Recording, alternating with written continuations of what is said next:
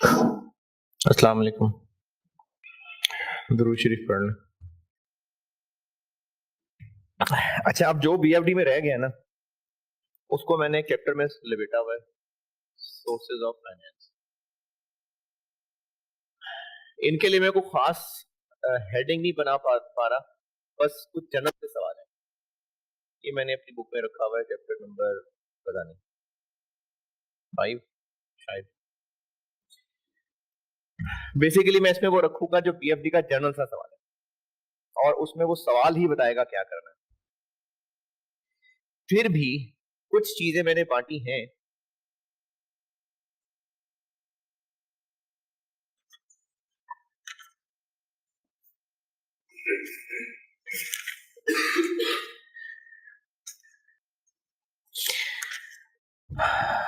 Business के पास finance के दो सोर्सेज हैं। वैसे तो शॉर्ट टर्म भी है, लेकिन अगर बड़े सोर्स की बात करें तो वो कॉस्ट ऑफ कैपिटल में पड़ चुके हैं, इक्विटी और डेट। तो इसमें कुछ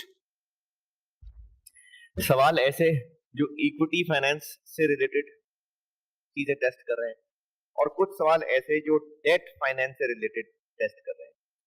फिर बता रहा हूं, इसमें ना कोई ऐसी चीज नहीं है कि मैं आपको कहूं बस ये सवाल है। सवाल किसी भी तरह का हो सकता है। हाँ, फिर भी जितने सवाल अब तक आए हैं उनमें कुछ कॉमन बातें देख के मैंने जरूर कुछ चीजें समेटी हैं। तीसरे पेज पे आए इस चैप्टर के, डेट फाइनेंस।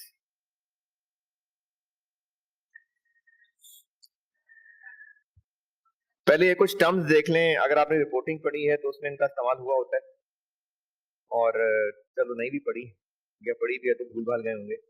ये पेज पे कुछ टर्म्स लिखी हुई है। पब्लिक डेट जब होता है ना, क्योंकि अगर तो लोन लिया है बैंक से तो फिर तो बस बैंक लोन है, बैंक है और हम हैं। लेकिन अगर पब्लिक डेट इन्वॉल्व हो तो उसमें फिर बहुत सारे लोग पैसा दे रहे होते हैं। तो किससे कितने पैसा लेना है इसको कंट्रोल करने के लिए जिस तरह शेयर्स होते हैं ना, टोटल कैपिटल को एक टुकड़े में बांटा जाता है, बहुत सारे टुकड़ों में बांटा जाता है। एक टुकड़ा एक शेयर है, उसकी एक स्टैंडर्ड फेस वैल्यू है। फेस वैल्यू क्यों रखी जाती है?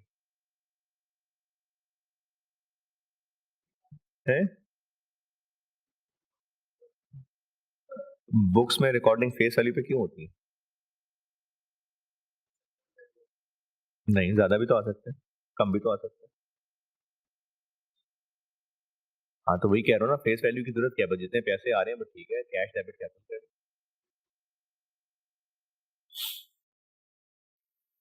अच्छा चलें, जब पैसे आ जाएं वो यूनिट इसलिए रख लें कि उतने शेयर इशू कर रहे हैं। ठीक है, और भी लीगल मसले होंगे, पर अकाउंटिंग के पॉइंट ऑफ व्यू से मैं ये कह सकता हूँ कि इसकी एक बेस अमाउंट रखी गई है।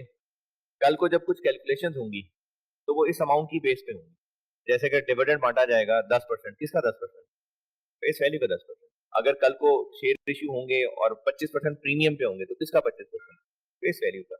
तो इसी तरह ना, जब पब्लिक डेट लिया जाता है तो पब्लिक डेट को भी स्टैंडर्डाइज करने के लिए जिस तरह पूरे कैपिटल के टुकड़े किए होते हैं तो पूरे डेट के भी टुकड़े हैं। तो जो एक टुकड़ा है उसकी एक फेस वैल्यू होती है। वो 100 रुपए भी हो सकती है, वो 1000 रुपए भी हो सकती है।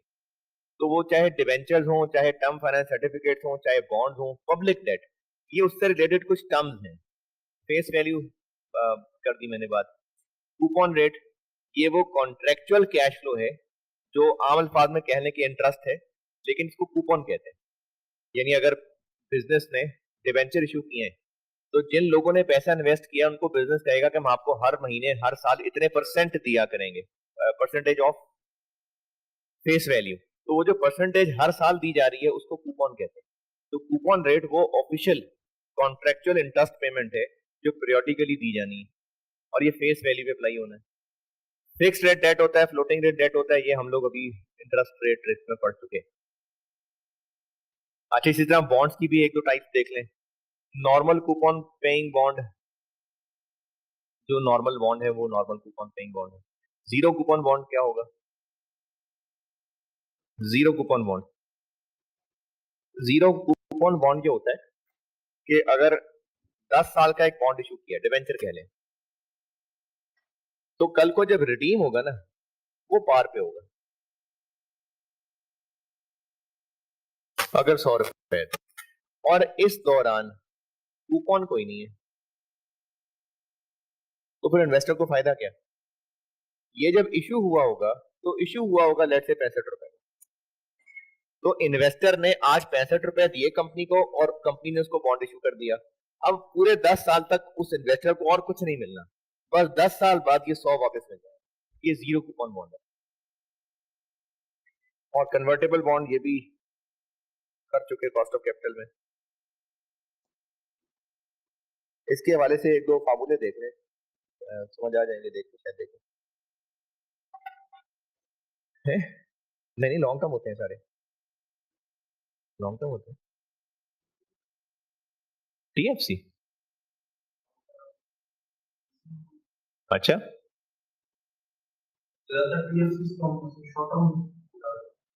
अच्छा, मेरे ख्याल में तो लॉन्ग टर्म होते हैं। कन्वर्टेबल बॉन्ड देखें, इसमें फार्मूले लिखे हैं दो, ये देखिए अगर आपकी बात समझ है। नहीं नहीं, न्यूमेरिकल ही है। इस चैप्टर के न्यूमेरिकल, मैं भी यही बात कर रहा था कि इस चैप्टर में जो बीएफडी में जो मैं पढ़ा चुका, उसके बाद जो रह गया ना वो सब इसके अंदर है। और उसमें अगर मैं कुछ कॉमन बातें निकालूं, तो वो कॉमन बातें जो निकलती हैं वो मैंने लिखी हैं। तो एक टाइप ऑफ क्वेश्चन जिसे मैं स्टार्ट कर रहा हूँ वो है डेट फाइनेंस से रिलेटेड। तो उस सवालों को कराने से पहले मैं कुछ टर्म्स बता रहा हूँ, किस सवालों में इस्तेमाल होंगे।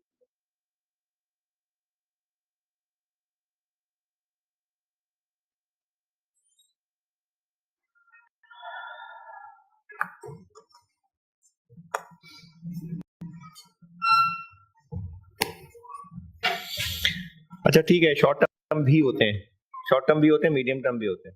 सवालों में वैसे मीडियम ही होते हैं, शॉर्ट नहीं होते। कन्वर्टेबल बॉन्ड मैंने कहा एंड पे एक फार्मूला, दो फार्मूले लिखे हुए हैं, पढ़ के देखें। कन्वर्जन वैल्यू का मतलब,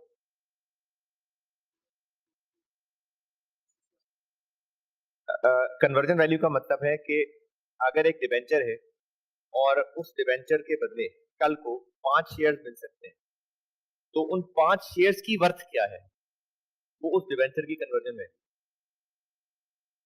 कन्वर्जन वैल्यू ना किसी भी टाइम पे निकालती है। एक कन्वर्टेबल बॉन्ड है जिसके बारे में ये कॉन्ट्रैक्ट में लिखा हुआ है कि ये 10 साल के बाद चाहे तो पैसे ले जाए इन्वेस्टर, और चाहे तो उसके बदले 5 शेयर ले ले। तो उस डिबेंचर की किसी भी पॉइंट ऑफ टाइम पे कन्वर्जन वैल्यू निकाली जा सकती है। कन्वर्जन वैल्यू ये होती है कि अगर अभी के अभी ये कन्वर्ट हो जाता तो कितनी वर्थ के शेयर्स में कन्वर्ट होता है, इसको कन्वर्जन वैल्यू कहते हैं। और कन्वर्जन प्रीमियम, सवाल लिखें, सवाल लिखें, सवाल।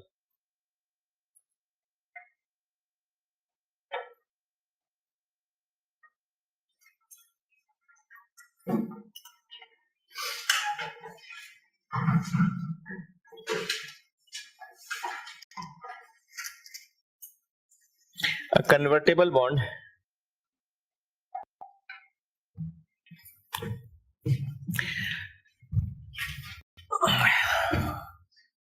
is currently traded, a convertible bond is currently traded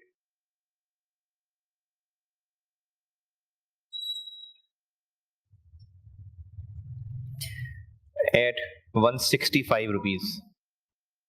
165 रुपए का भी मार्केट में बिक रहा है। This bond is convertible into, this bond is convertible into 5 ordinary shares.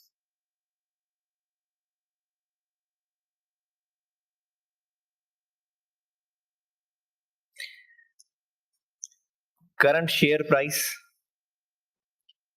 current share price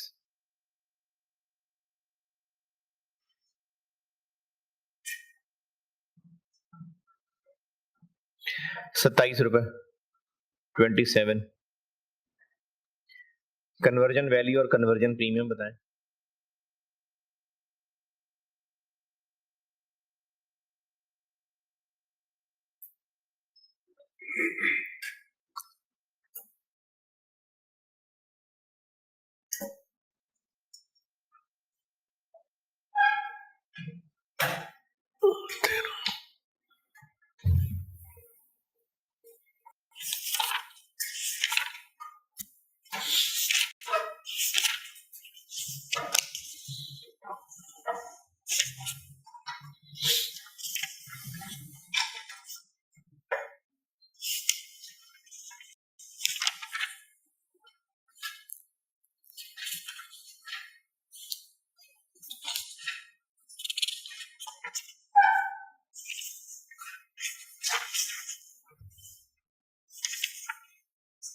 हाँ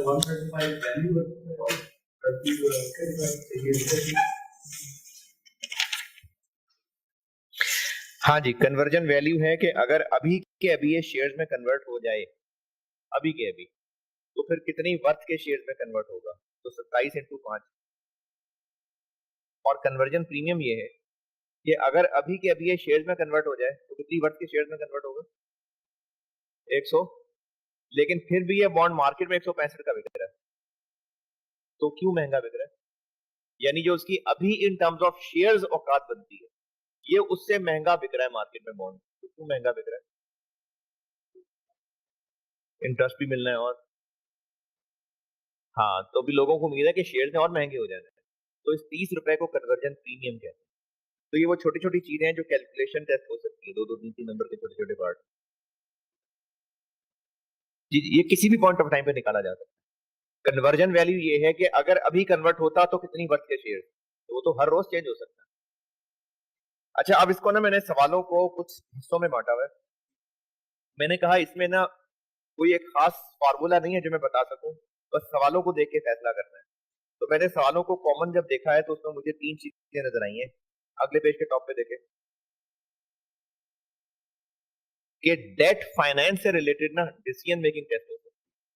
यानी एक से ज्यादा सोर्स ऑफ फाइनेंस होंगे और पूछा होगा कि इनमें से कौन सा बेहतर है। तो कौन सा बेहतर होगा? अब इसमें ना सवालों पे डिपेंड करता है। इसमें सवालों के हिसाब से अगर देखो तो मुझे कोई तीन तरह के सवाल नजर आए।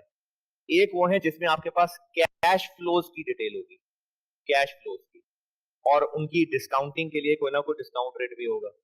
तो उस सवाल को हैंडल करने का तरीका ये है कि फिर जो जो कैश फ्लोज है उनकी पीवी निकाल के देखें। अगर उसमें दोनों ऑप्शंस की पॉजिटिव एनपीवी आ रही है, पॉजिटिव इसलिए आ सकती है क्योंकि बैंक ए से लोन लेंगे तो वहां इन्वेस्ट करेंगे, बैंक बी से लोन लेंगे तो वहां इन्वेस्ट करेंगे, ये भी हो सकता है। तो इसमें अगर कैश फ्लोज पॉजिटिव बन रहे हैं तो ज्यादा जो बेहतर ऑप्शन है वो बेहतर है।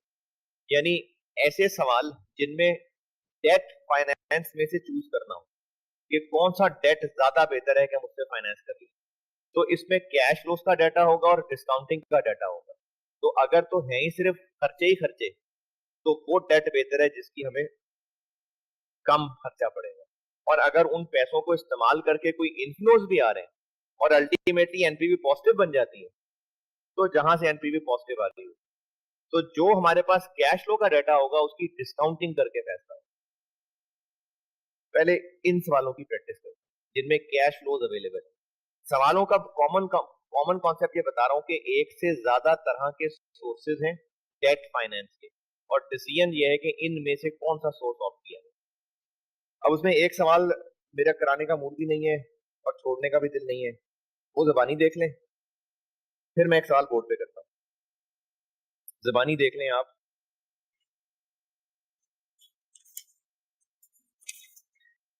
इस चैप्टर का क्वेश्चन नंबर 1, ये जबानी जबानी देख लें।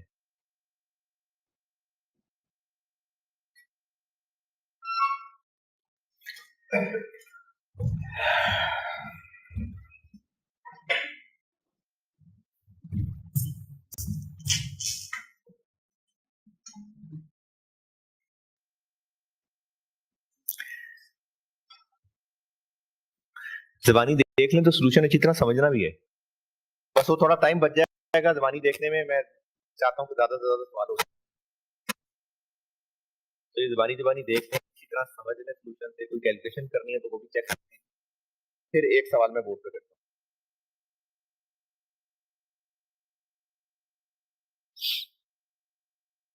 एबीसी लिमिटेड, इस चैप्टर का पहला ही सवाल।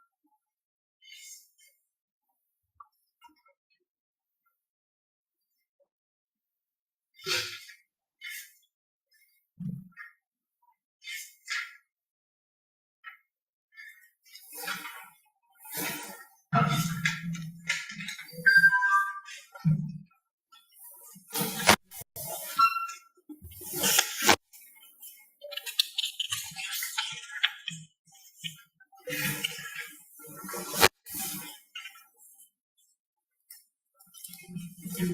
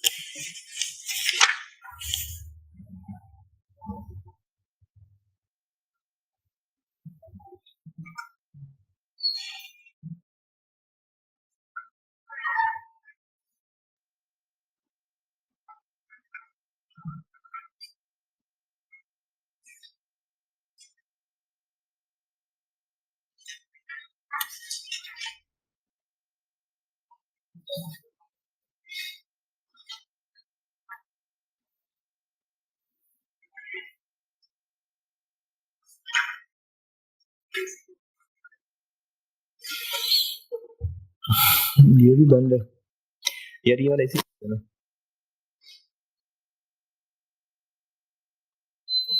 और ये बंद कर देना।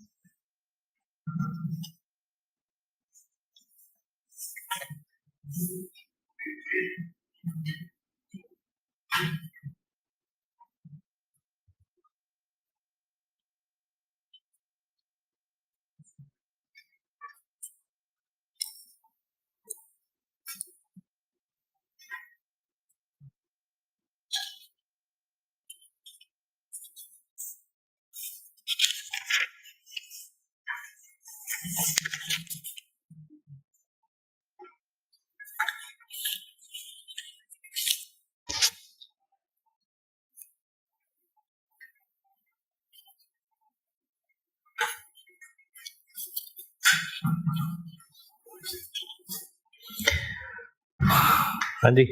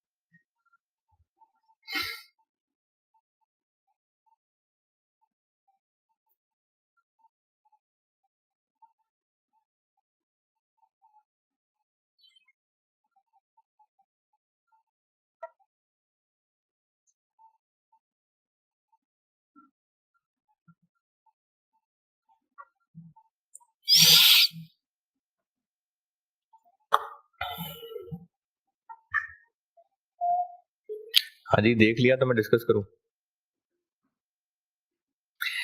अच्छा, इसमें हुआ क्या है, इसमें ना दो ऑप्शंस हैं। एक ऑप्शन ये है कि यही लोकल लोन ले लें टीएफसी इशू करके, और एक ऑप्शन ये है कि यूके से लोन ले लें। अच्छा, अब चाहिए तो हमें पैसा यहाँ 2000 मिलियन यही चाहिए। तो एक ऑप्शन है कि यहीं पर ही टीएफसी से पैसा रेज करें और उस पर 6-6 महीने के बाद काइबोर प्लस 1.5 दें। काइबोर 6-6 महीने बाद चेंज होता जाएगा।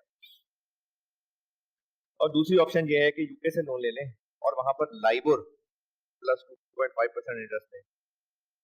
तो एक पॉइंट इसमें, जो एक दो पॉइंट हैं वो बता देता हूँ, उसके अलावा आपने क्वेश्चन तो पूछ लीजिएगा। एक तो ये कि इसमें ये नहीं कहा कि जो 6-6 महीने की इंस्टॉलमेंट है उसमें प्रिंसिपल इक्वल होगा कि प्रिंसिपल इंटरेस्ट मिला के इंस्टॉलमेंट इक्वल होगा है? क्यों? क्यों? प्रिंसिपल इंटरेस्ट मिला के भी तो इक्वल हो सकता है, ईएमआई भी हो सकता है, यूएमआई भी हो सकता है।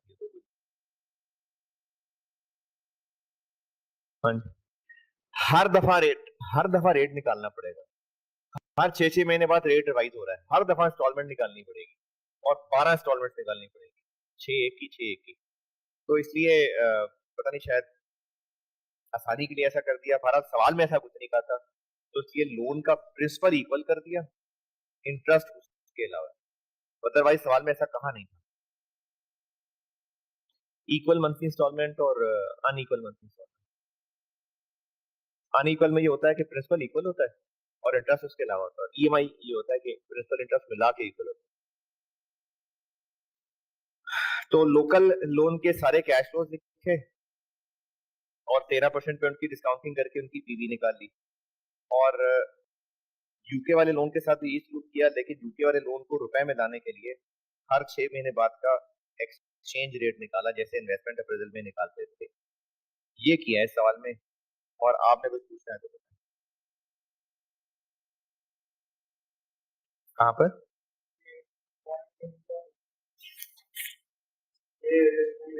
ये जिस दिन हमने अभी लेना है ना लोन 1 जुलाई को, तो 1 जुलाई को 105 रुपीज का एक स्टर्लिंग है। कभी ये भी होता था वैसे, ये भी कभी वक्त था, एक स्टर्लिंग है तो 5 रुपए का। उन दिनों में डॉलर मेरा ख्याल है कुछ 60 रुपए पे रोका हुआ था। 105 रुपए का एक स्टर्लिंग है, तो 2000 मिलियन रुपए लेने के लिए कितने स्टर्लिंग लेने पड़ेंगे?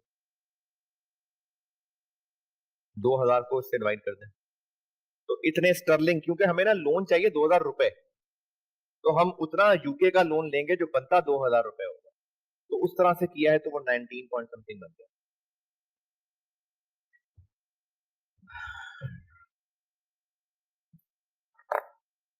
हाँ जी, ओके। चलें अगला सवाल पढ़ें, ये मैं बोर्ड पे करता हूँ। क्वेश्चन 2 पढ़ लें, मैं करता हूँ।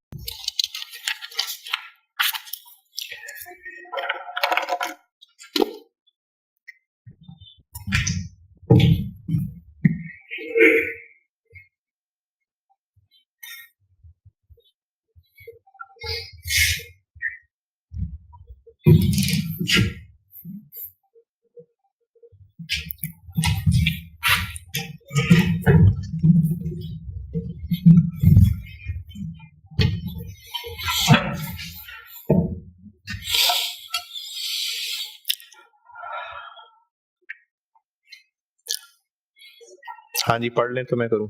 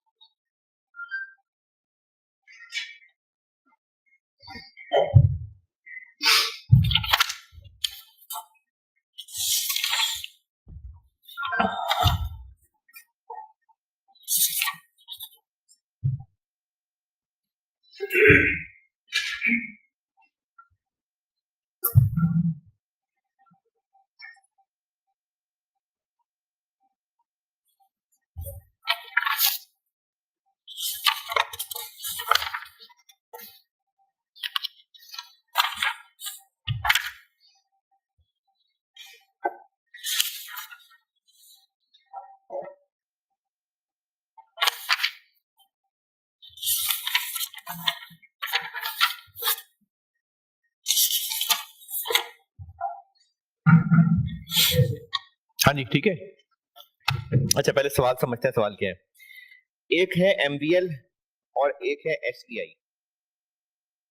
एमवीएल पेरेंट कंपनी है, एसबीआई उसकी सब्सिडरी है। पैसे चाहिए एसबीआई को, लेकिन डिसीजन एमवीएल ने करना। ये कैसे बता है? 100%। नहीं तो एसबीआई में भी लोग तो बैठते ही होंगे, हैं जी। MVL is considering the following options. पहले पैराग्राफ की लास्ट है, MVL is considering the following options to raise the finance। तो MVL ने फैसला करना है। अच्छा, फैसला होने क्या लगा है? एसबीआई को चाहिए कितने? $45 मिलियन इसको चाहिए। एक ऑप्शन ये है कि MVL यहां से किसी बैंक से लोन ले और ये इसको लोन दे दे। MVL किसी बैंक से लोन ले, कंसोर्शियम ऑफ बैंक से, बहुत सारे बैंक से, और वो पैसा आगे लोन के तौर पे एसबीआई को दे दे, यानी पेरेंट सब्सिडरी को लोन दे दे। या फिर एक यूएस का बैंक होगा, उससे इसको लोन दिलवा दे। ये दो इस वक्त ऑप्शन है। MBL is considering following two options. उनमें एक ऑप्शन ये है, पहली ऑप्शन ये है कि यूएस के बैंक से ही इसको $45 मिलियन दिलवा दे डायरेक्टली इसी को, और दूसरी ऑप्शन ये है कि ये यहां पर एक कंसोर्शियम ऑफ बैंक से लोन ले, इसकी और टर्म्स होंगी, इसकी टर्म्स और हैं, और फिर ये उस पैसे को इसको लोन दे दे, इसकी और टर्म्स होंगी। तो ये इससे लोन लेके आगे लोन दे दे या डायरेक्टली यूएस से ही इस कंपनी को लोन दे दे। ये दो ऑप्शन है। तो है तो ये डेट कि कौन सी ऑप्शन बेहतर है, रिक्वायरमेंट भी यही है, analyse both the financing option. अगर सिर्फ इतनी सी बात होती तो हाँ, इसमें यही देखते कि सस्ता कौन सा है, और जो अभी सवाल किया वैसा ही करते। अभी जो सवाल किया था उसमें भी यही था ना कि लोकल लोन था एक और यूके का लोन था, तो इसमें भी ऐसे ही करते। ये अगर इतनी सी बात होती ना तो इसको वैसे ही सॉल्व करते जैसे भी पिछला सवाल किया। लेकिन अब जो उसने कहानियां सुना दी ना आगे कि एसबीआई की इनकम इतनी होगी, फिर वो इतना पैट का हिस्सा डिविडेंड बांट देगा, फिर वो डिविडेंड यहाँ पाकिस्तान पहुंचेगा, उस पर इतना टैक्स लगेगा, इतना टैक्स क्रेडिट मिलेगा, तो इससे आइडिया हो रहा है कि एमबीएल ने अपने हिसाब से सोच के फैसला करना, क्योंकि एमबीएल को वहां से डिविडेंड आना है और उस डिविडेंड का रेट और इंटरेस्ट का रेट और टैक्स क्रेडिट ये सब बताया हुआ है। तो इस डेटा से आइडिया हो रहा है कि एक तो ये कि एमबीएल ने डिसीजन लेना है, दूसरा अब वो डेटा है जो एमबीएल को पहुंच रहे हैं पैसे डिविडेंड की शक्ल में, तो अब एमबीएल ने अपने हिसाब से सोच के फैसला करना है। तो एमबीएल कौन सी ऑप्शन को प्रेफर करेगा जिसमें एमबीएल को फायदा हो? ये है जी सवाल। सवाल को समझने में कोई कंफ्यूजन एतराज है तो बताएं, नहीं तो फिर सॉल्व करते हैं। ठीक है। अब ये ना सिर्फ और सिर्फ ये सवाल नहीं है कि कौन सा लोन सस्ता है, अब है कि एमबीएल को किसमें ज्यादा फायदा हो। तो इस तरह के टॉपिक्स के ना मैं इसमें यही कहूंगा कि सवाल ध्यान से पढ़ें, आपको सवाल पढ़ के समझ आ जाएगी क्या करना है।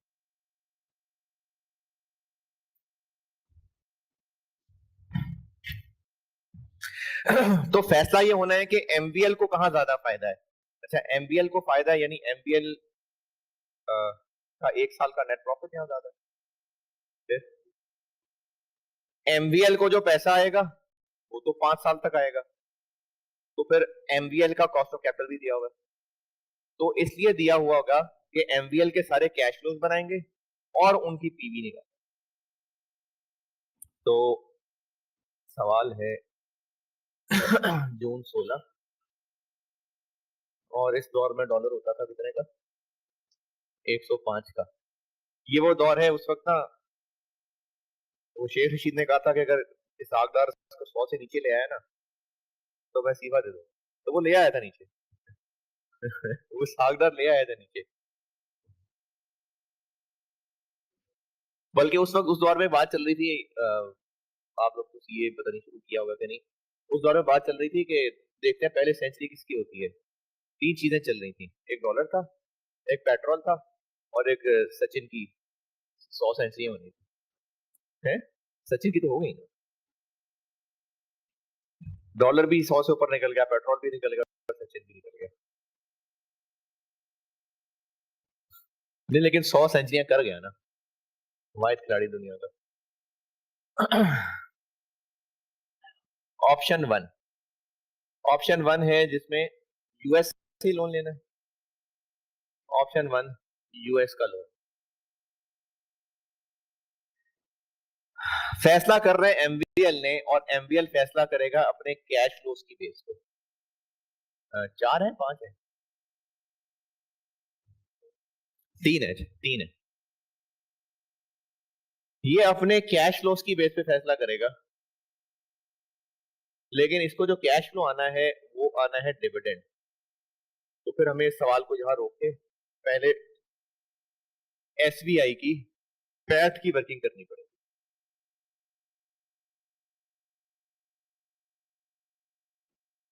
और वो वर्किंग होगी मिलियन डॉलर में। इसका पैट निकालेंगे, डिविडेंड निकालेंगे, तो यहां रुपए आएंगे।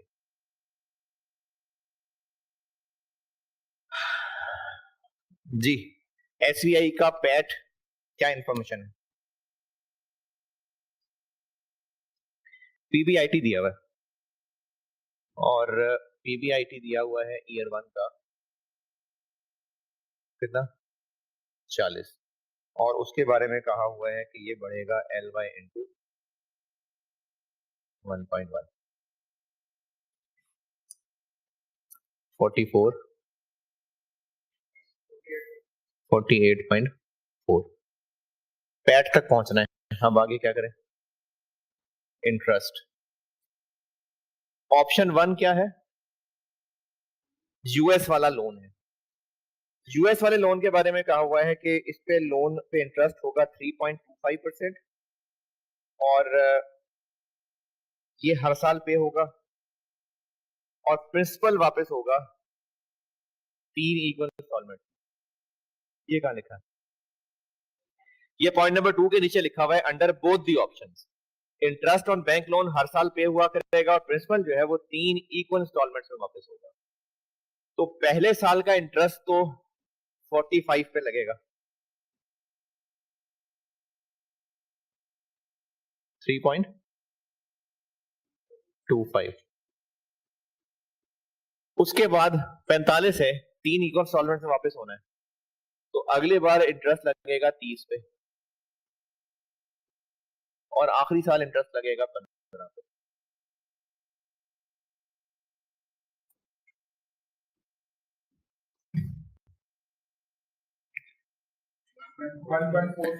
One point 46,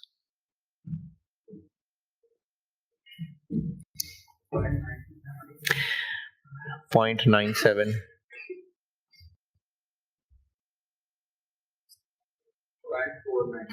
0.49। ये आ जाएगा पीबीटी, कितना?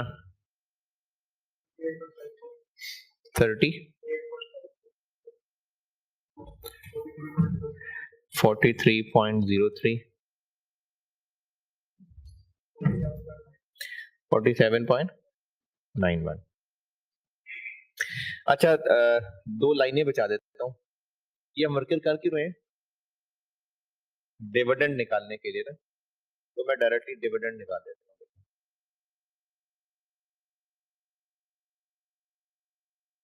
टैक्स रेट कितना?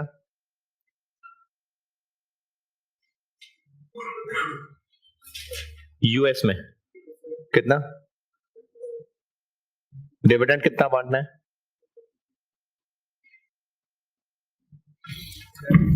ठीक है, ये क्या बन गया? पैट, और ये पैट का 50%। निकालना तो डिविडेंड ही है ना, तो दो लाइनें बच जाएंगी। कितना?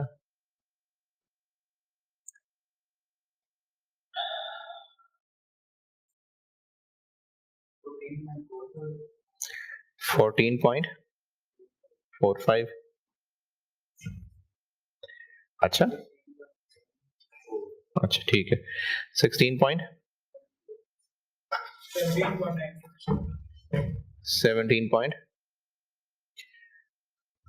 ये निकला है डिविडेंड। लेकिन जब ये डिविडेंड पाकिस्तान आएगा तो वहां पर टैक्स कट जाएगा 5%, फिर बाकी पैसे पाकिस्तान आएंगे। कितना? ये कहां लिखा हुआ?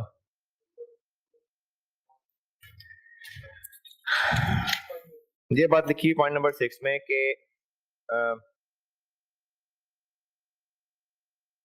कि जब डिविडेंड भेजने लगेंगे तो 5% डिविडेंड पे टैक्स कट जाएगा। तो 5% काटें,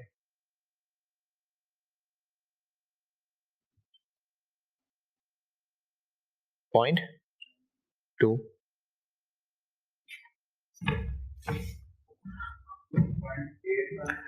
0.81, 0.8 है, 0.9। कितना डॉलर पाकिस्तान पहुंचेगा? 13.73, 15.33, 17.07। लेकिन जब पाकिस्तान पहुंचेगा तो ये रुपए बन जाएगा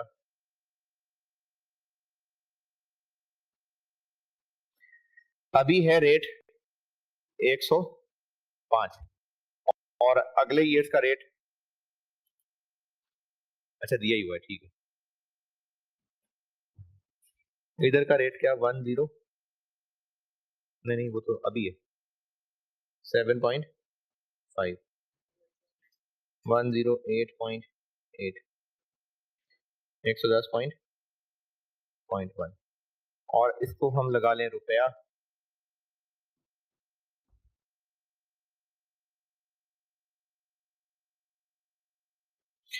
रुपीज में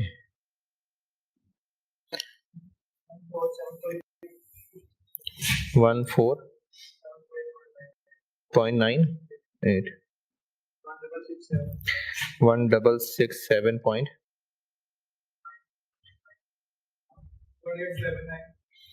1879.41।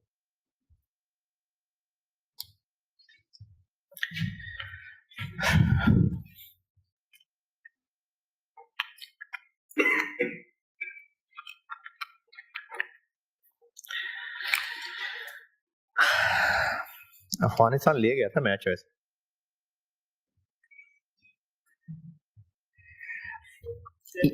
ये ग्रुप है ना, ये फंसा है सही। नहीं नहीं, इंग्लैंड से श्रीलंका को आराम से तो नहीं हराएगा। अरे भाई क्या पता श्रीलंका जीत जाए।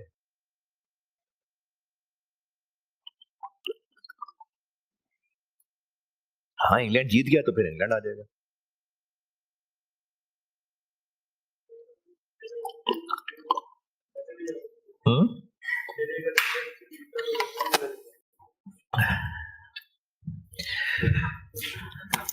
उधर से तो पक्का पाकिस्तान ना, बाहर हाँ क्योंकि या तो जिम्बाब्वे इंडिया को बुरी तरह हराए, बहुत बुरी तरह। वो उन्होंने है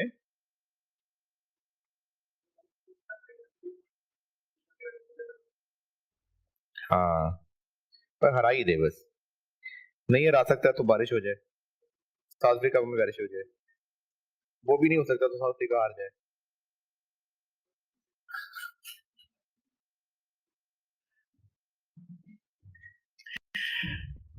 अच्छा, ये रुपया पहुंचेगा पाकिस्तान?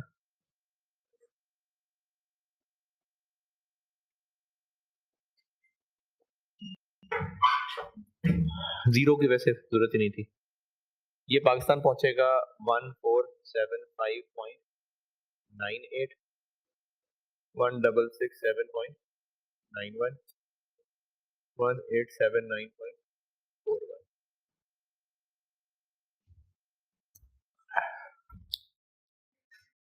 और पाकिस्तान में कोई और एक्सपेंस इनकम?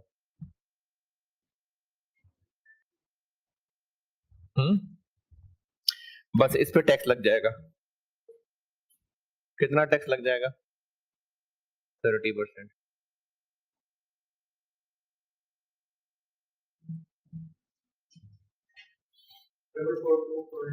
442 500.37, 563 पॉइंट। और क्या होगा? टैक्स क्रेडिट मिल जाएगा।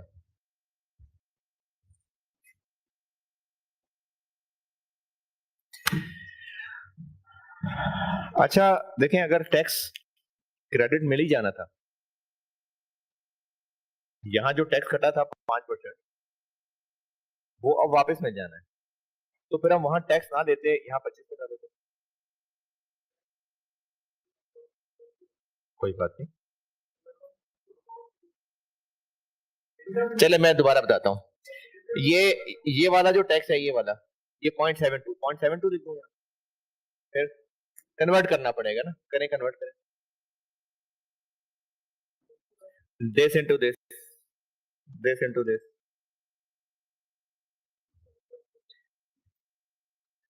7.4, 88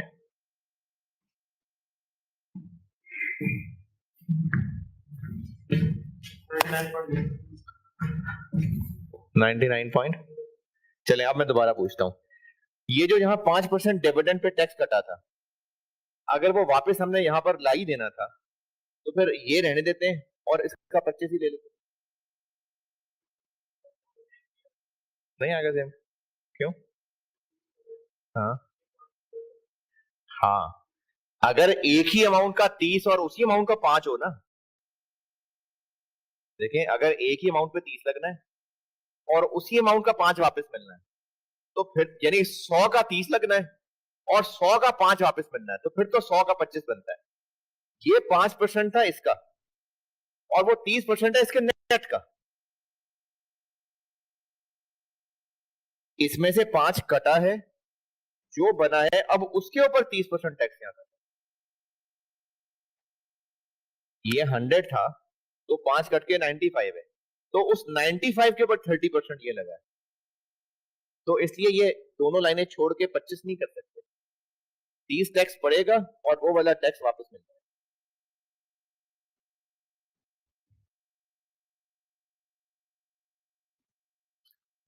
समझ आया मैंने क्या कहा है?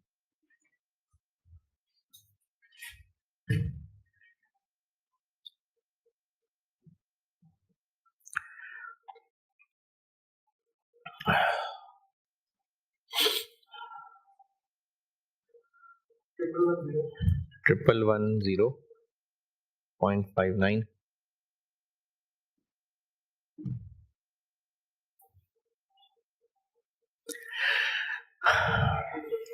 11 1255.67,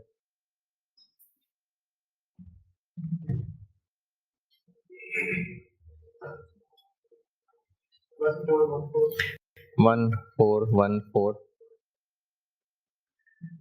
ये अब एमबीएल के पास नेट कैश फ्लोज पहुंचेंगे और एमबीएल का कॉस्ट ऑफ कैपिटल है कितना, 11%। तो इसकी 11% पे एनपीवी निकल आएगी।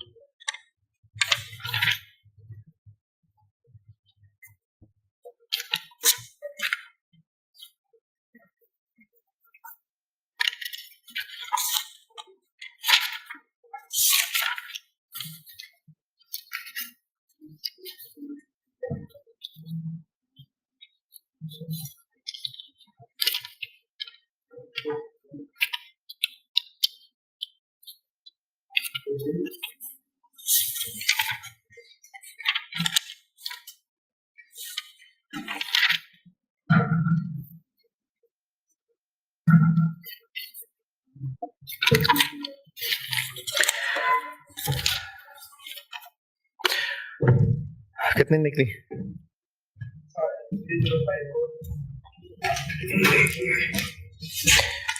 30। ये ऑप्शन 1 की एनपीवी आ गई।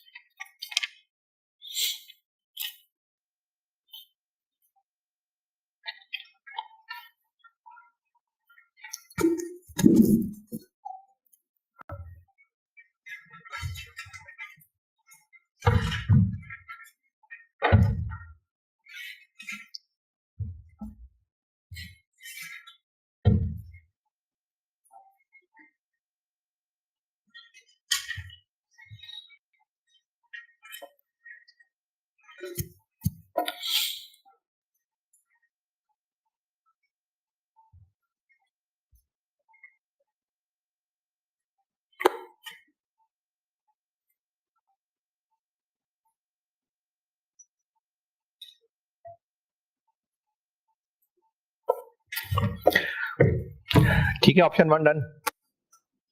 ऑप्शन 2,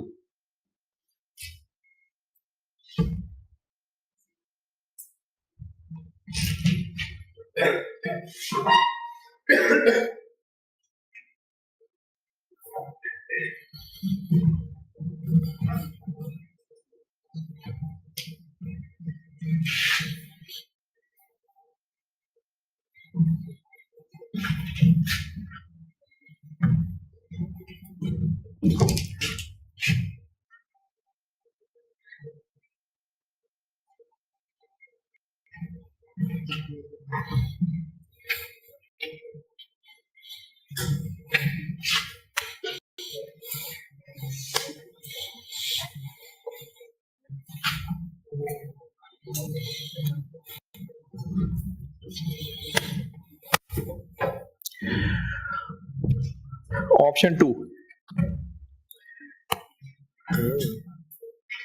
ऑप्शन 2 में भी पहले एसवीआई को ही करना पड़ेगा सॉल्व।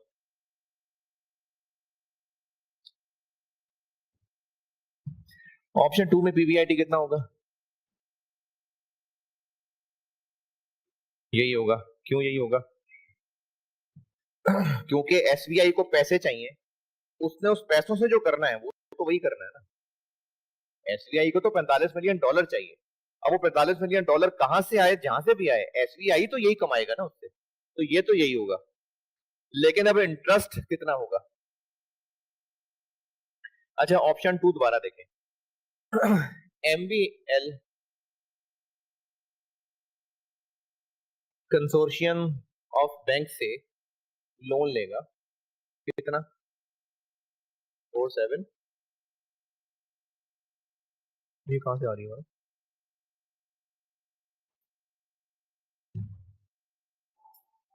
पटाखे हैं ना?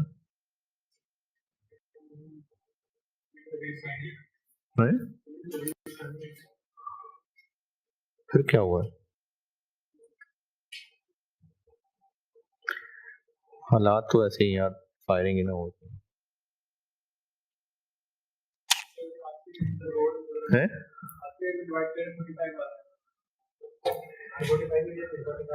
तो ये बैंक से कितने ले रहा है?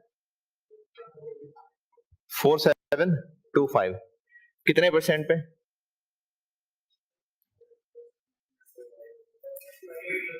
है जी, काइबर प्लस 1। लेकिन ये लोन आगे देगा एसबीआई को 45 मिलियन डॉलर, किस रेट पे?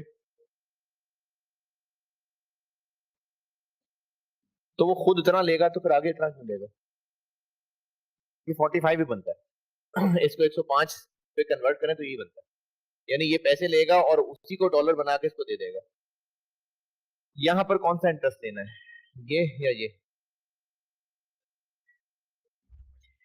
एसबीआई को तो यही पड़ेगा ना। देखें, एसबीआई की वहां इनकम स्टेटमेंट जो बनेगी, एसबीआई को तो ये लोन पड़ रहा है, तो वो एमबीएल के यहाँ कैश फ्लोज में आएगा। एसबीआई को तो ये लोन मिल रहा है, तो एसबीआई की इनकम स्टेटमेंट में ये वाला आना। और ये जो 3 किस्तों में वापस होना है, ये बैंक्स को 3 किस्तों में वापस होना है। देखें, ये ना 2 लोन है यहाँ पर। एक लोन वो है जो एमबीएल अपने बैंक से लेगा, और इस बैंक वाले लोन के नीचे लिखा हुआ है अंडर बोथ दी ऑप्शन। कौन सी बोथ दी ऑप्शन? यही जो बैंक से लोन लेना था, एक जो ऑप्शन 1 में लिया था, और दूसरा ये वाला जो बैंक से लेना था। ये जो बैंक वाला लोन होगा ना, इसके बारे में कहा हुआ है कि 3 इक्वल इंस्टॉलमेंट में वापस होना है। जबकि पॉइंट नंबर 3, कि एमबीएल अगर अपने बैंक से लोन लेगा और वो एसबीआई को खुद अपनी जेब से लोन दे रहा होगा, तो उसमें फिर वो सिर्फ इंटरेस्ट लिया करेगा, प्रिंसिपल एंड पे ही वापस देगा। ये पॉइंट 3 में लिखा। If finance is provided by MBL, यानी option 2, it would charge interest at the rate of इतना, which would be payable annually, whereas principal repayment will be made at 30 जून 19। तो प्रिंसिपल सारा का सारा 3 साल बाद वापस होना है, यानी इंटरेस्ट फिर सिंपली 45 मिलियन पे 4.25। ये हर साल इतना ही होगा, क्योंकि प्रिंसिपल वापस ही नहीं होना। 1.91।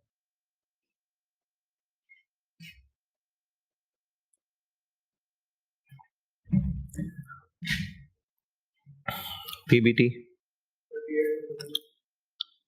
38.09, 42.09, 4.9। इसके साथ भी वही सलूक कर लेते हैं, डिविडेंड कर लेते हैं पीबीटी का 0.75 और 0.5।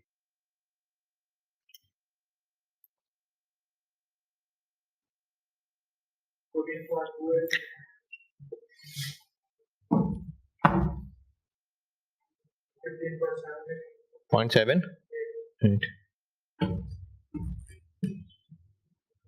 17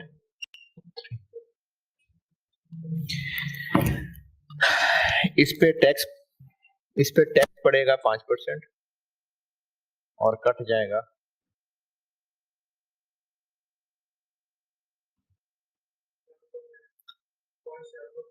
71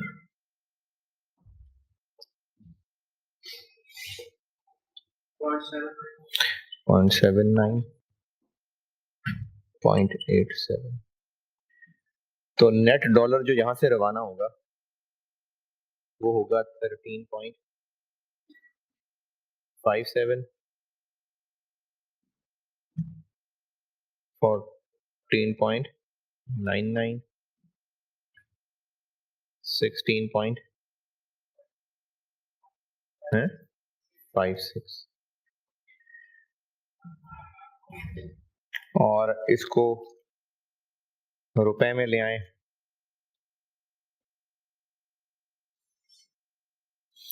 इधर होगा 107.5 108.8 110.1। तो डिविडेंड रुपीस में बन जाएगा 14 है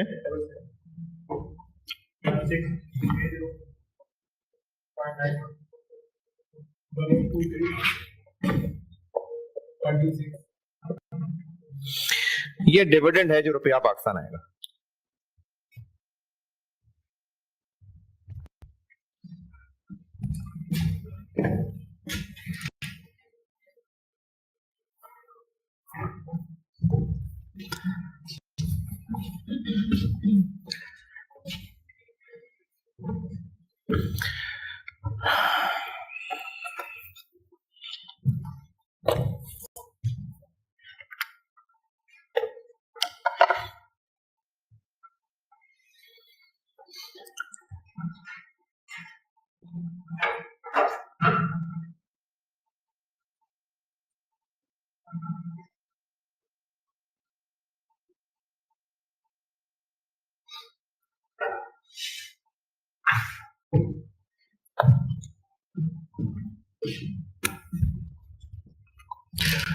तो डिविडेंड पहुंचेगा पाकिस्तान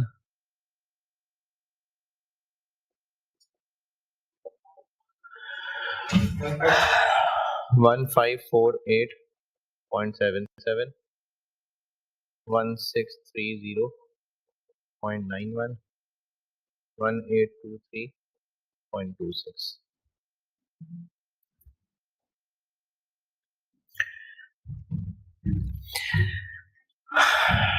कितना टैक्स है यहां पर? इस पे 30 लगा देते, लेकिन और भी काफी कुछ है यहाँ।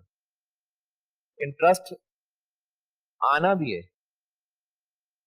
ये इंटरेस्ट इधर ही तो आ रहा है, तो ये इंटरेस्ट भी यहां रिमिट होगा, तो इस पे भी वहां टैक्स कटेगा। वो डिविडेंड का 5% कट रहा था, नहीं वो तो फिर डिविडेंड भी प्रॉफिट से ही निकला था। वहां पर 5 कट के डिविडेंड यहां पहुंच रहा है और वो 5 वापस क्रेडिट हो जाना है।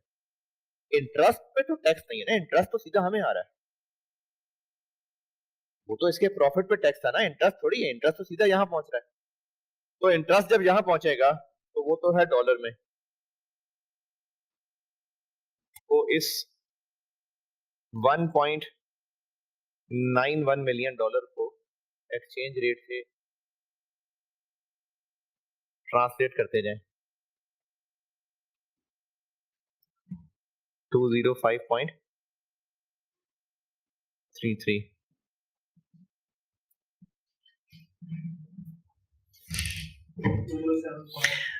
207.2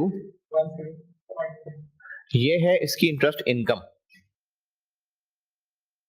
फिर इसके अलावा इसका इंटरेस्ट कॉस्ट होगी,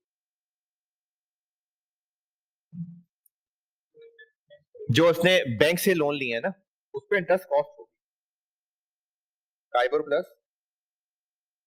नहीं तो फिर स्केड्यूल बनाना पड़ेगा।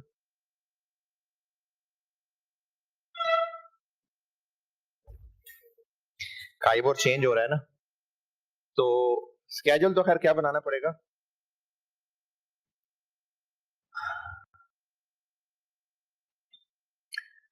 लोन कितना 4725 और ईयर 1 में रीपेमेंट हो जाएगी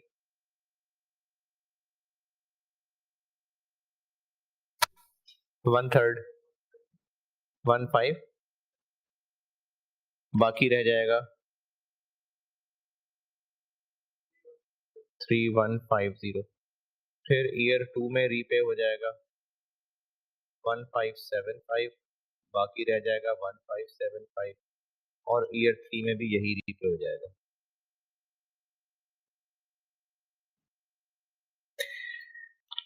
ईयर 1 का इंटरेस्ट इस पे लगेगा क्योंकि ईयर 1 के तो एंड पे ही वापस होगा ना, और ईयर 1 में कितना इंटरेस्ट लगेगा,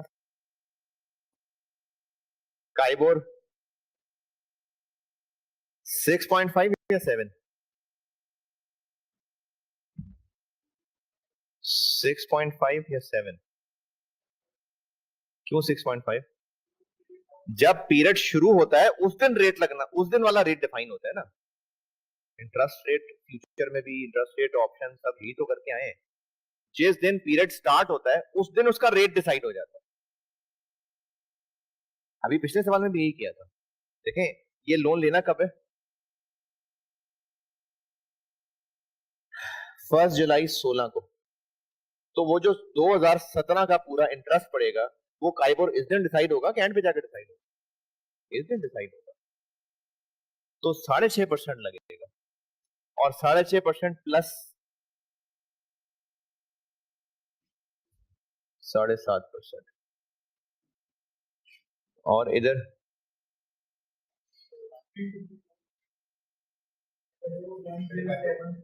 हम्म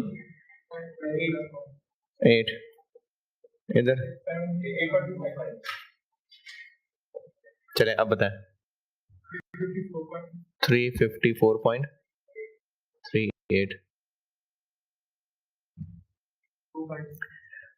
252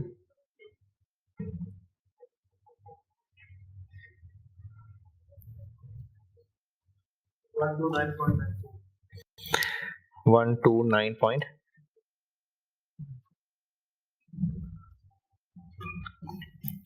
ये इसकी निकल आए 3 साल की इंटरेस्ट कॉस्ट 354.38 252 129.9।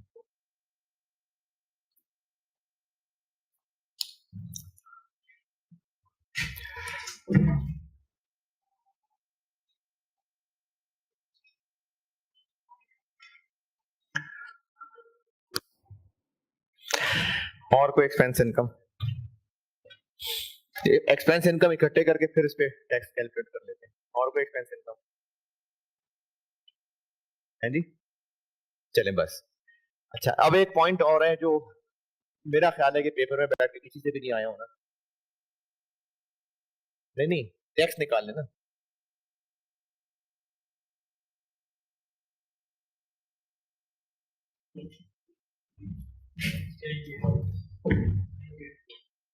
कौन सा एक्सचेंज आज भेजेंगे, वो पैसे 3 साल बाद वापस आएंगे, तो जब गए थे तो 105 का डॉलर था, जब वापस आएंगे तो 110 का डॉलर होगा, तो 45 मिलियन डॉलर पे 110.1 माइनस 105,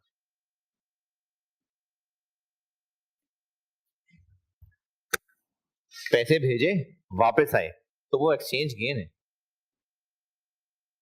और एक्सचेंज गेन जब रियलाइज होता है तो उस पर टैक्स होता है, कितना 229 पॉइंट है जी, रियलाइज्ड है नहीं ना, ये रुपए है ये रुपीस पर डॉलर है तो वो कन्वर्ट हो गया। अब निकलेगा प्रॉफिट, उस पर लगा लेते हैं tax.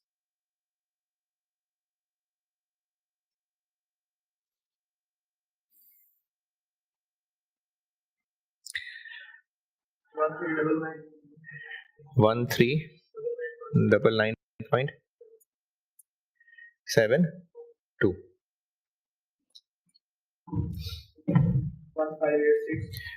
1586.7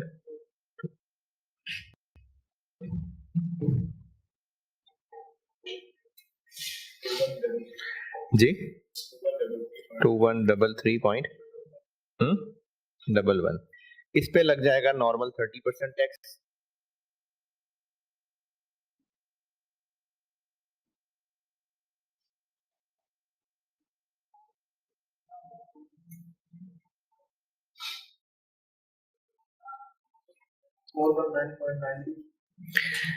four one nine point 92 476.02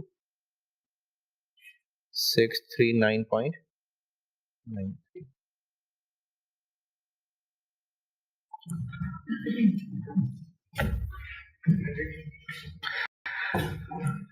और टैक्स क्रेडिट मिल जाएगा वापस। तो इस टैक्स को एक्सचेंज क्या बनाया ऊपर,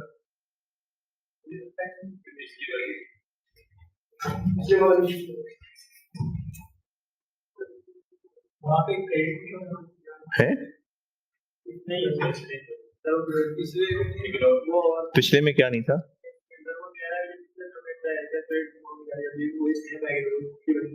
नहीं सेम नहीं है ना, चेंज हो गया।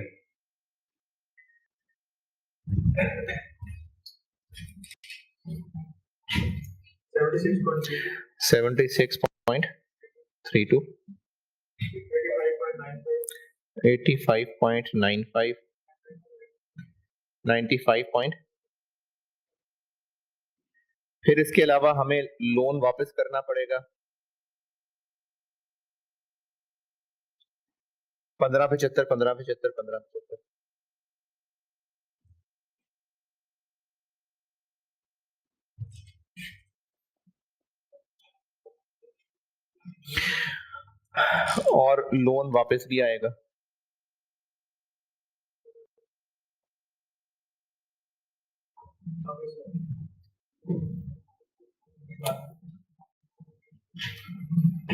कितना?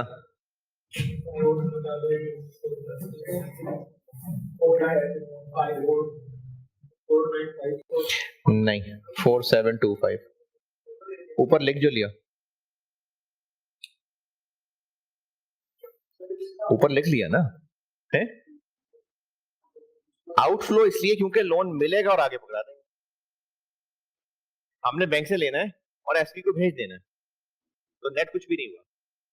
ये जो वापस आया है ना, ये इतना ही वापस इसलिए ले लिया क्योंकि जो एक्स्ट्रा वापस आना है वो तो ऊपर लिख लिया ना। तो फिर यहां ना लिखते, इस पूरे को यहां लिख लेते। ये ऑप्शन 2 के कैश फ्लो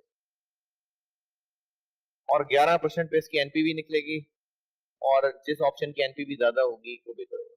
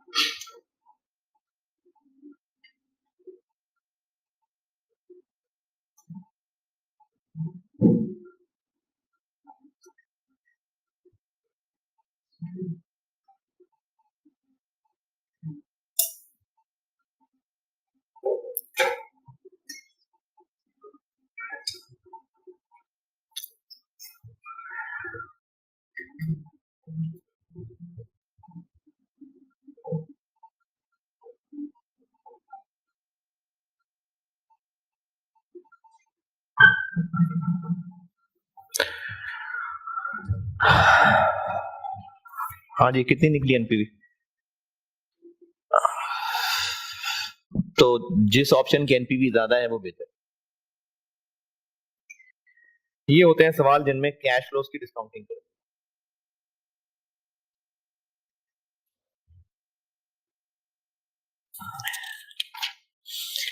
अच्छा, अब एक सवाल देखें, वो करके फिर करता हूं ब्रेक। ये सवाल डन।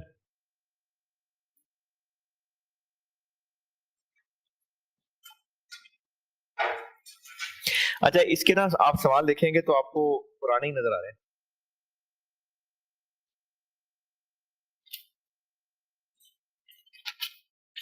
2015, बस एक 19 का है, अदरवाइज ये सारे पुराने हैं।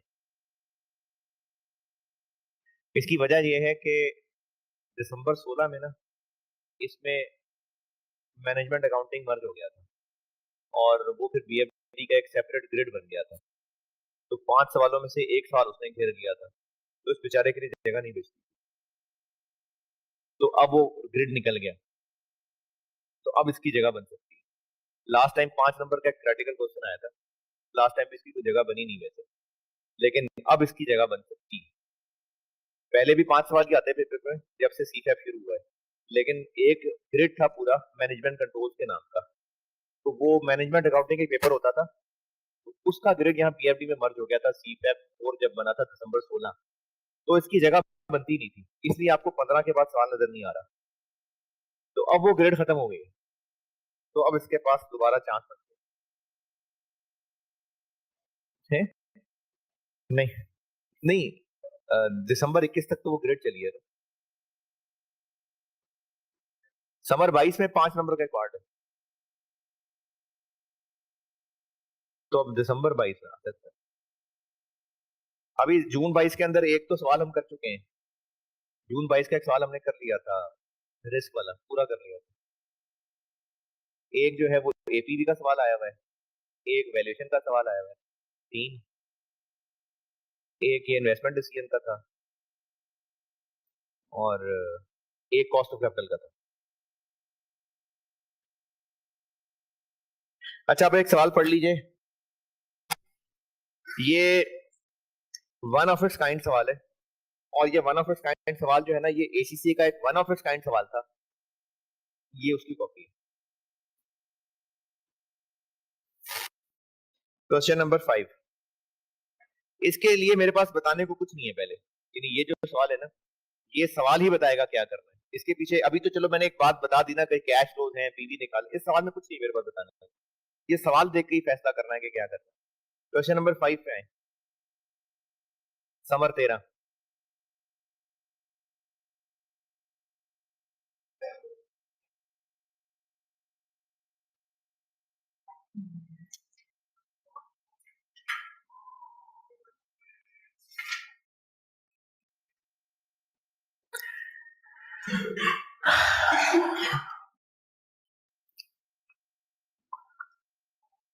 Summer 2013, Harappa Pakistan limited.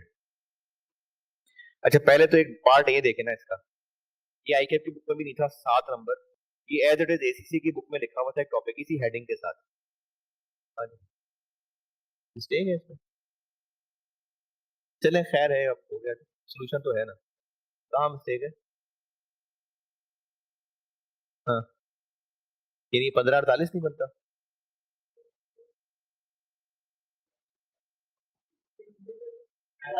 Self self self review thread.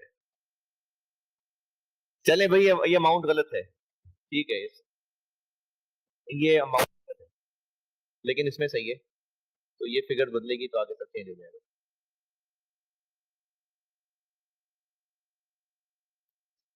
Question 5 part A, चले अगर ये, अब ये आईकेएप की बुक में नहीं लिखा हुआ था, ये एसीसी की P4 की बुक में लिखा हुआ था एक टॉपिक, लेकिन चलो कोई बात नहीं, इस तरह की चीजें, कहानियां खुद से भी लिखी जा सकती हैं। Briefly explain any 7 factors that are considered for establishing the credit rating. Credit rating क्या होती है? ये जितने भी डिवेंचर वगैरह होते हैं ना, इनकी क्रेडिट रेटिंग होती है। ये इनकी औकात बता रही होती है कि क्या इनमें पैसा लगाना सेफ है या नहीं। तो वो पूछ रहे हैं जी क्या फैक्टर्स हैं, 7 बता दें कोई। तो क्या क्या देखते होंगे। ठीक है, किसी ने क्रेडिट रेटिंग एजेंसी में काम नहीं किया, लेकिन इन्वेस्टर बनकर सोच रहे हैं। उसमें गियरिंग रेशो क्या है, बिल्कुल ठीक है। प्रॉफिटेबिलिटी क्या है, तो किस सेक्टर में है, कितना रिस्क है, बस जो जो पता है सब लिखते हैं। यानी आपने इसको इन्वेस्टर बन के सोचना है कि आपको किन बातों की टेंशन होगी। तो इसके सोल्यूशन में भी उन्होंने को 10-12 पॉइंट्स लिखे हैं कि उनमें से कोई भी हो तो चलेगा। चलें बी पढ़ लें, पार्ट बी। ये एसी से P4 का एक सवाल था और ये उसी को देख के बनाया गया था।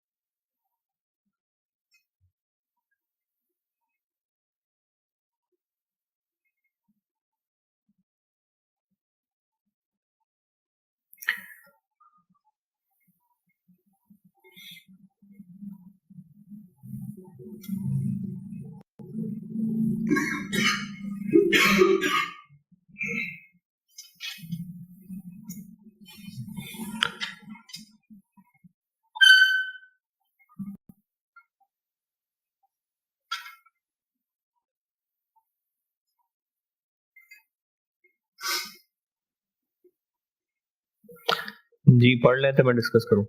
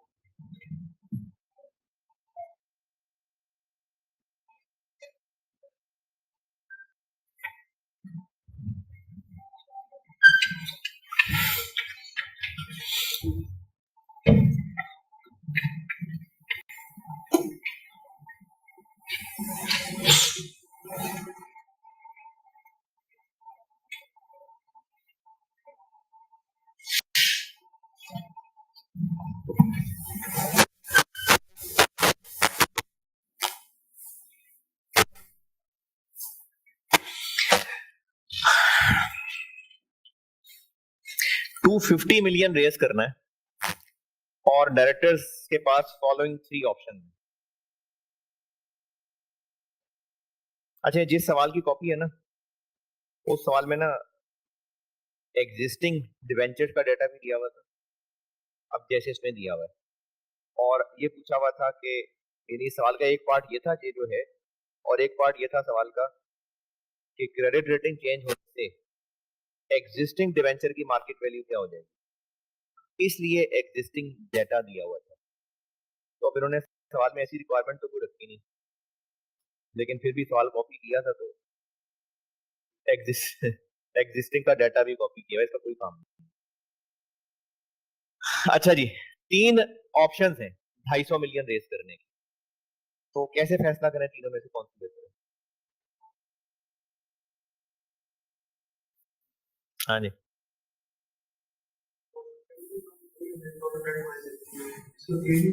जिसका गेडी सबसे कम हो।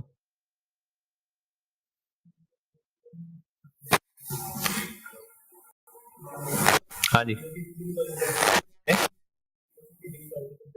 वी किस रेट से? कॉस्ट ऑफ कैपिटल तो दिया नहीं है,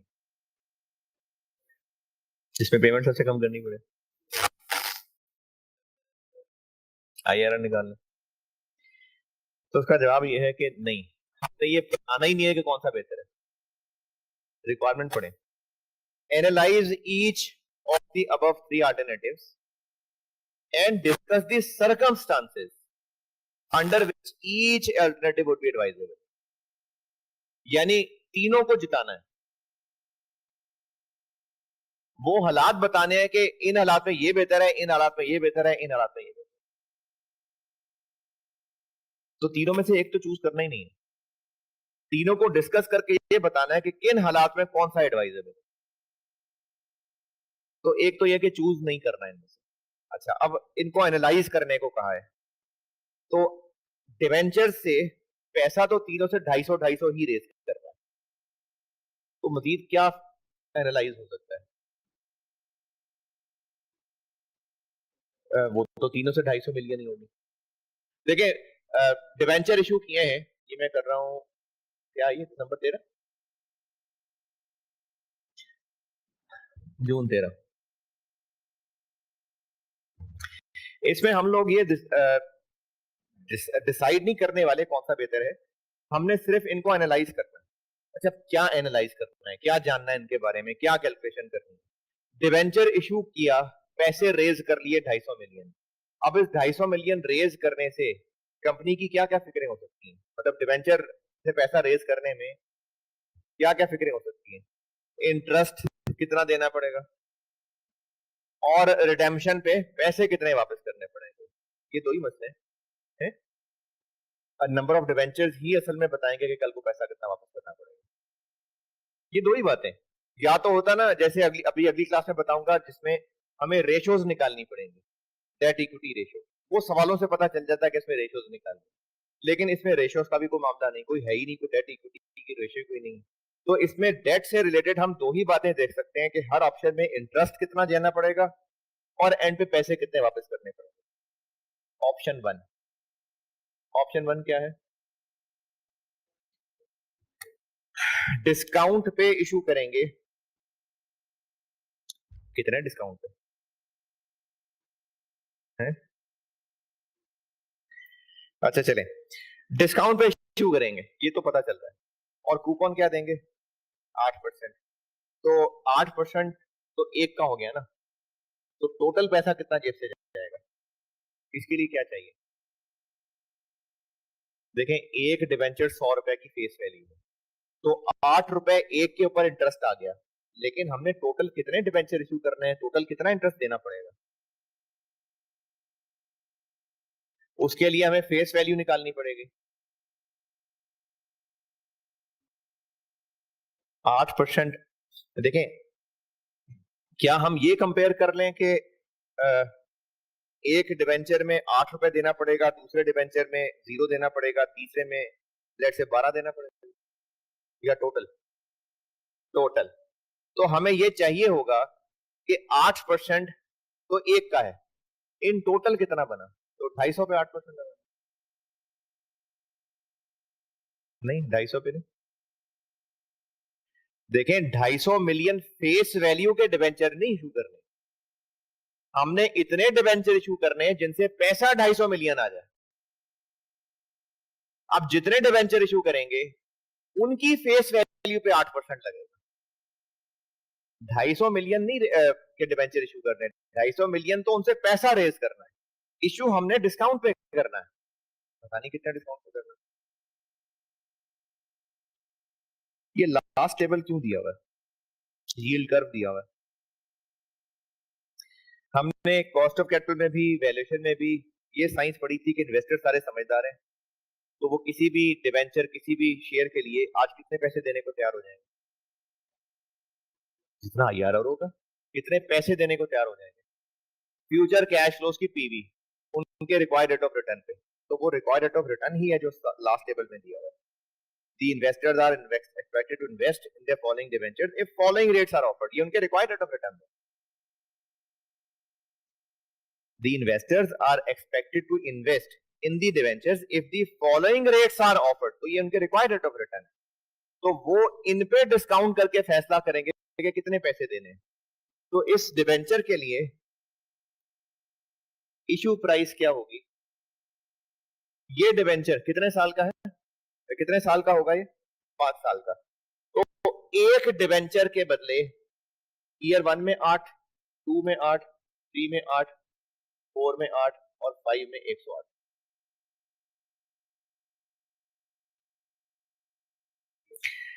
ये कैसे पता कि रिडीम एट पार होगा, कहां लिखा हुआ कहां लिखा हुआ, नहीं लिखा हुआ, अज्यूम कर लेते हैं कि पार पे रिडीम होगा। अच्छा, अब इन्वेस्टर ये देख रहा है कि मुझे इतना कैश मिलना है, इतना इतना इतना इतना, तो मैं इस सारे फ्यूचर कैश फ्लोज के लिए आज कितने पैसे देने को तैयार हूं, तो वो करेगा इनको डिस्काउंट।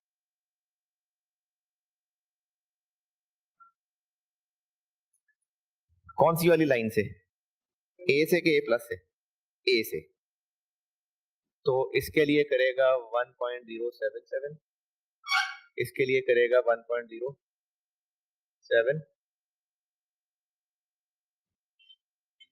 892, 892 स्केयर। तीसरे साल वाले को करेगा 1.0, अच्छा 1 है, 1.1014 पावर 3। चौथे साल वाले कैश को करेगा 6 पावर 4 और आखिरी को करेगा 1 पावर 5। वो डिवेंचर जो उसको ये फ्यूचर कैश फ्लोज देगा, इन फ्यूचर कैश फ्लोज को वो अपने रिक्वायर्ड रिटर्न पर डिस्काउंट करेगा, जो आंसर आएगा उतने पैसे वो देने को तैयार होगा इस डिवेंचर पे।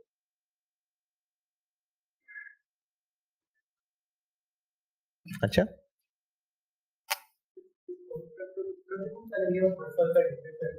तो यही किया मैंने,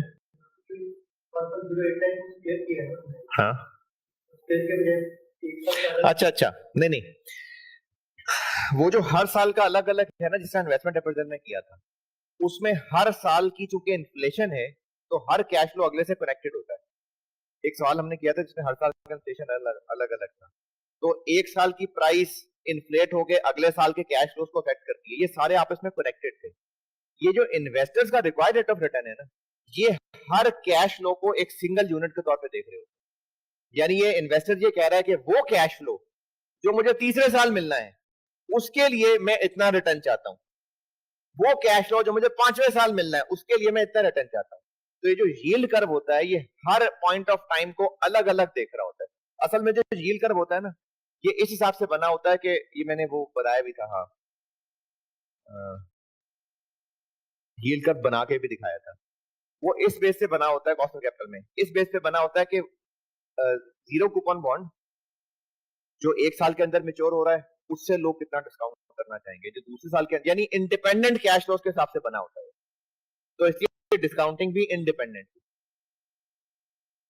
हाँ, वही कहूँ, पिछले टाइम में तो 79 नहीं था, 85.68। ये इस डिवेंचर की इशू प्राइस होगी। अच्छा, अगर ये इशू प्राइस होगी तो 250 मिलियन रेज करने के लिए, 250 मिलियन रेज करने के लिए इतने वाला एक, तो कितने,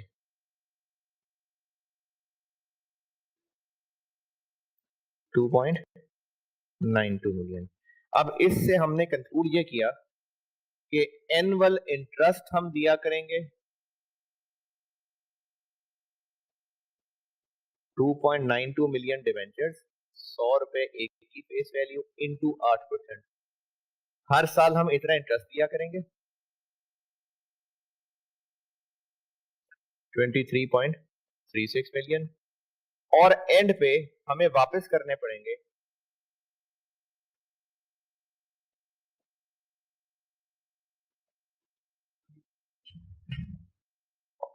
292 मिलियन। तो इस ऑप्शन 1 का कंक्लूजन ये निकला कि हर साल हमें इतना इंटरेस्ट देना पड़ा करेगा और एंड पे इतने पैसे वापस करने। इसके अलावा और कुछ कर नहीं सकते थे इस डेटा का।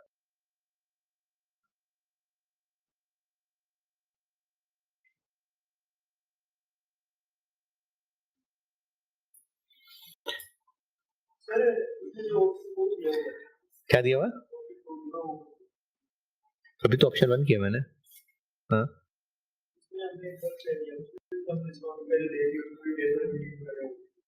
करता हूँ ना ऑप्शन 2 भी।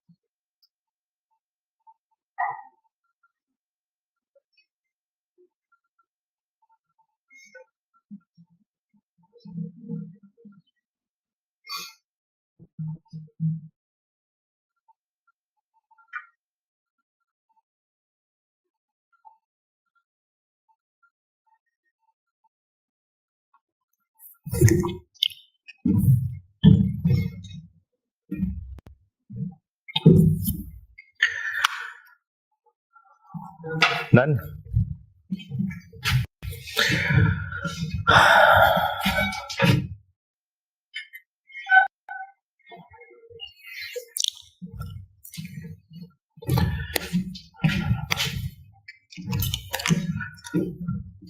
ये ऑप्शन 1 लिखा हुआ। ऑप्शन 2, ऑप्शन 2 में इशू करना है 0 कूपन बॉन्ड। तो इसका तो एनुअल इंटरेस्ट कोई होगा नहीं, रिडेम्पशन ही होगी। कितनी? 250 मिलियन।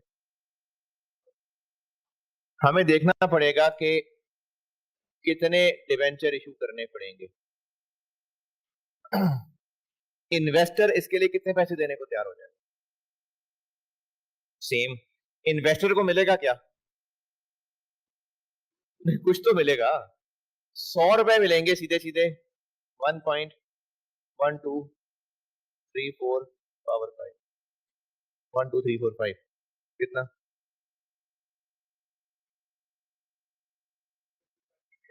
55 पॉइंट।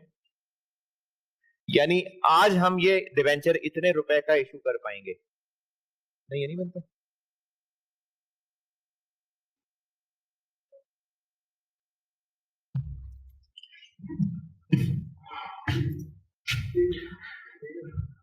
है यही। तो कितने डिवेंचर इशू करने पड़ेंगे? 250 मिलियन रुपए के लिए 55 रुपए का एक,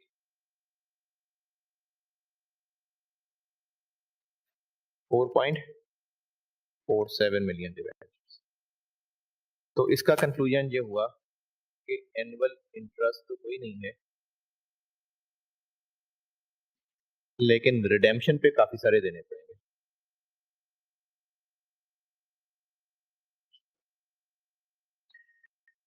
$447 मिलियन देने पड़ेंगे। ये ऑप्शन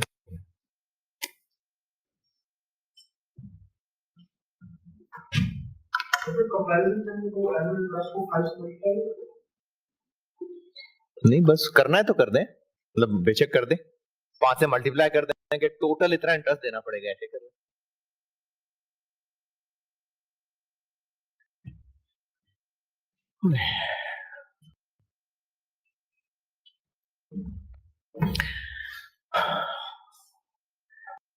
ऑप्शन 2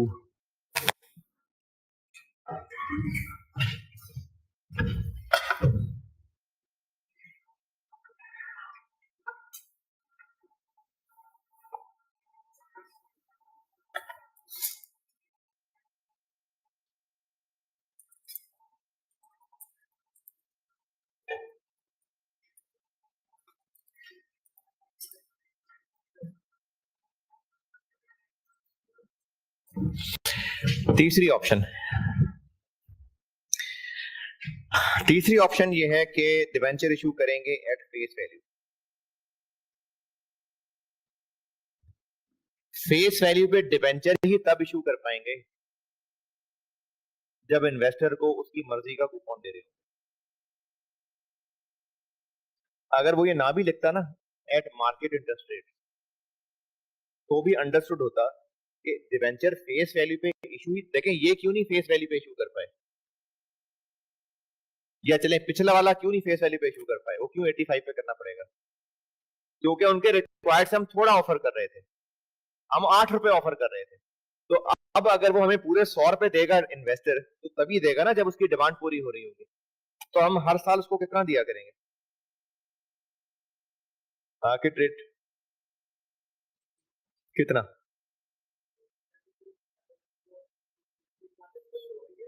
क्या पहले वैल्यूज तो निकाल लूं, वैल्यूज निकाल के करता हूं ना।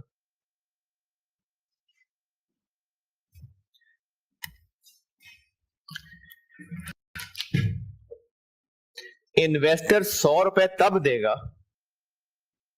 अगर उसको हर साल उसकी मर्जी के पैसे मिल रहे हो।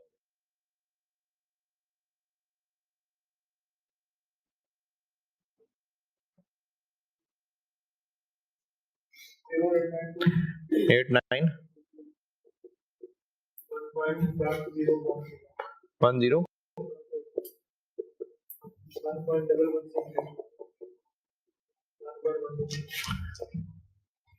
12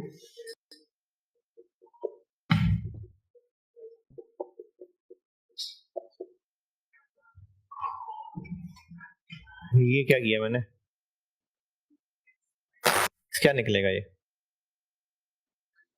ये एक कूपन निकल आएगा, यही निकालना था।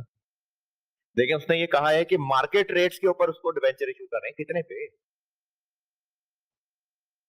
बस कहा है मार्केट रेट पे, कितने पे? इतने पे जितने पे वो 100 रुपए देने को तैयार हो गए। तो ये तो इतने सारे एक्स हैं, कौन सा एक्स निकालें? कोई भी एक निकाल दो।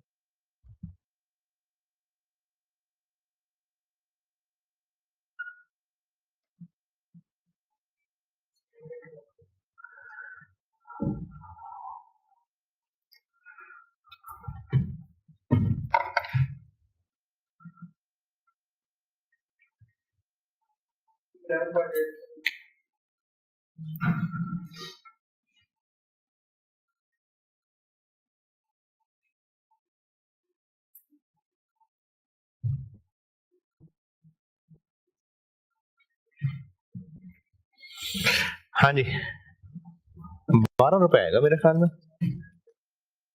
अच्छा मेरे ख्याल में तो पूरा 12 आता है।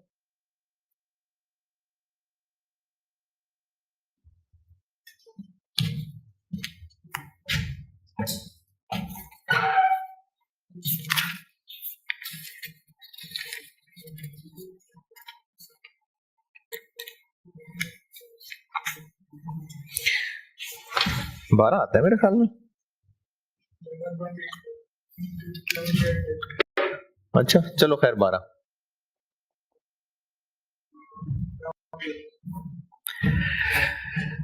यानी ये डिबेंचर इशू करेंगे 12% पे। तो इसका कंक्लूजन ये हुआ कि एनुअल इंटरेस्ट जाएगा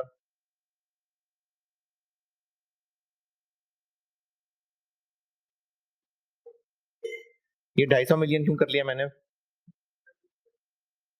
क्योंकि फेस वैल्यू पे इशू करेंगे और फेस वैल्यू पे इशू करके 250 मिलियन कर लेंगे रेज, 30 मिलियन। और रिडेम्पशन पे कितना वापस करेंगे, 250 मिलियन।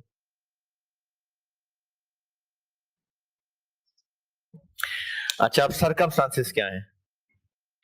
सरकमस्टांसेस ये हैं कि अगर तो हमारे पास इस प्रोजेक्ट से शुरू में ज्यादा पैसा आ जाना है, यानी थ्रू आउट द प्रोजेक्ट पैसा आता रहेगा, तो बेहतर है कि हम साथ साथ ज्यादा पैसे वापस कर लें ताकि एंड पे 250 वापस करना पड़े।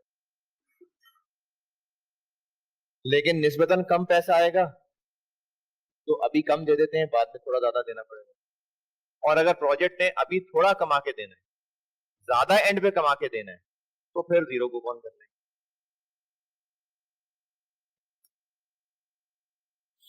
इसके अलावा और था नहीं इस सवाल में कुछ करने वाला, यानी यही हो सकता था।